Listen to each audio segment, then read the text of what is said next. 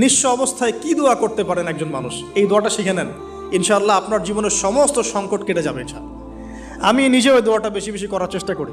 দোয়াটা হচ্ছে, মুসা আলাইহিস সালাম একটা গাছের নিচে হেলান দিয়ে বসলেন, বসে দেখলেন দুইজন মেয়ে দাঁড়িয়ে আছে দূরে, পানি নিতে পারছে না, লোকজন পানি নিয়ে যাচ্ছে, ওরা দাঁড়িয়ে আছে বেচারি।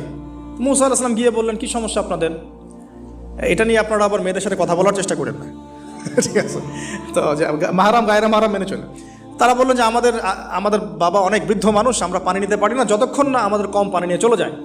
মুসা আলাইহিস সালাম তো একটু বললাম না, ফিজিক্যালি খুব স্ট্রং ছিলেন, থাকে না বডি বিল্ডার, সামনে গিয়ে কথা বলে সরো পানি নিতে দাও, তখন মানুষ একটু মূল্যায়ন করে না। তো মুসা আলাইহিস সালাম এভাবে পানি নিয়ে দিলেন এবং বাছুরদেরকে পানি পান করালেন, করিয়ে গাছের নিচে এসে বসে আছেন। বসে বসে তিনি দোয়া করছেন, এই যে দোয়াটা তিনি দোয়া করছেন, রব্বি, একটা নেক কাজ করলেন না, মানুষের উপকার করলেন, নেক কাজ করে এসে গাছের নিচে বসে দোয়া করছেন, আল্লাহ